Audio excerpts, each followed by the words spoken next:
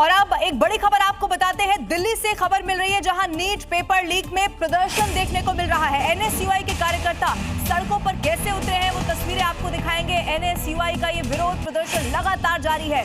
NTA office के सामने नारेबाजी भी की गई है। ये देखिए, आप देखिए कि कैसे नारेबाजी करते हुए ये जो एनएसयूआई के कार्यकर्ता है वो सड़कों पर उतर गए हैं। बीते दिनों एबीवीपी ने भी कुछ इसी तरह से प्रदर्शन किया था और एनटीए पर चूंकि सबसे बड़ी जिम्मेदारी थी इस परीक्षा को सही तरह से कराने की, इसीलिए छात्रों में बहुत नाराजगी है। हालांकि 21 जून ये वो तारीख आ चुकी है जब एक बार फिर से नीट का एग्जाम होने जा रहा है, लेकिन वो भरोसा कहीं ना कहीं जो छात्रों का टूटा उसी को लेकर ये आक्रोश है और वो सड़कों पर उतरे हुए हैं।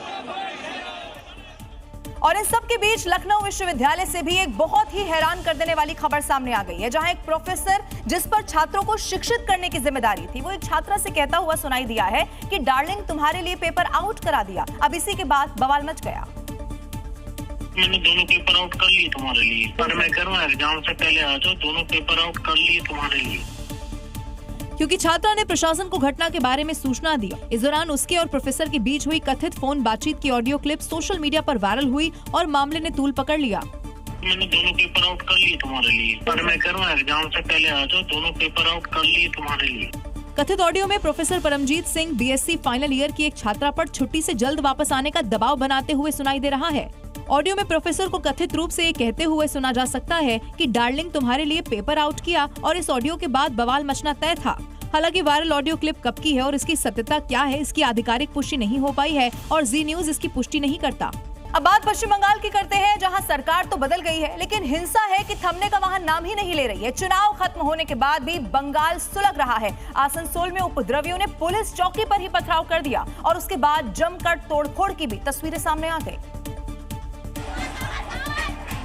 बिखरे पड़े पत्थर इस बात का सबूत है कि उपद्रवियों ने किस तरह हिंसा फैलाई। जानकारी के मुताबिक लाउडस्पीकर की आवाज कम करने के निर्देश के बाद जहांगीर मोहल्ले में तनाव फैल गया। इलाके में भीड़ ने पुलिस चौकी में तोड़फोड़ और पथराव कर दिया। अब इसी के बाद पुलिस ने लाठीचार्ज किया और आंसू गैस के गोले छोड़े। पुलिस चौकी में कैसे सामान बिखरा पड़ा है ये तस्वीरों में देख सकते हैं। आपको बता दें कि शुभेंदु सरकार के लाउडस्पीकर की आवाज कम करने के निर्देश पर पहले इलाके में पुलिस और लोगों से बातचीत हुई। शाम को बड़ी संख्या में लोग पुलिस चौकी पहुंच गए। भीड़ ने पुलिस चौकी पर पथराव किया, कई वाहनों में तोड़फोड़ भी की, जिसमें कई पुलिसकर्मी जख्मी हुए। इलाके में पैरा मिलिट्री फोर्स तैनात करनी पड़ी। झमेला स्टार्ट हो गया दो ग्रुप का अंदर, तो पुलिस इन्वॉल्व हो गया, झमेला रोकने की कोशिश किया, लेकिन इस टाइम कुछ क्राउड आउटपोस्ट का तरफ पत्थर फेंका, इसमें हमारा कुछ माइनर डैमेज हुआ है।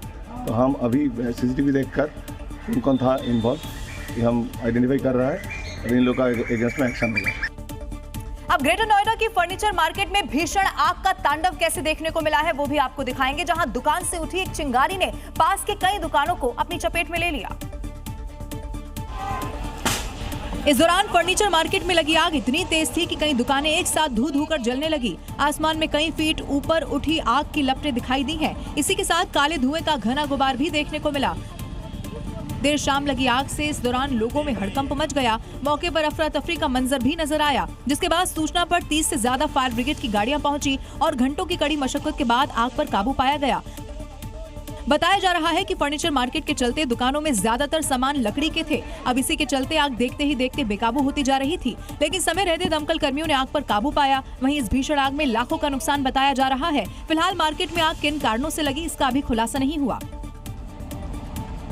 और आइए अब आपको पंजाब के होशियारपुर से सामने आई एक हादसे की दिल दहला देने वाली तस्वीरें हम दिखाएंगे, जहां एक 4 साल का मासूम करीब 9 घंटे की जद्दोजहद के बाद बोरवेल से निकाला गया। इन तस्वीरों को देखकर अंदाजा लगाना मुश्किल नहीं है कि मासूम 9 घंटे तक किस तरह जिंदगी और मौत से जंग लड़ता रहा। बताया जा रहा है कि खेलते खेलते 3 साल का मासूम बोरवेल के लिए खोदे गए गड्ढे में जा गिरा।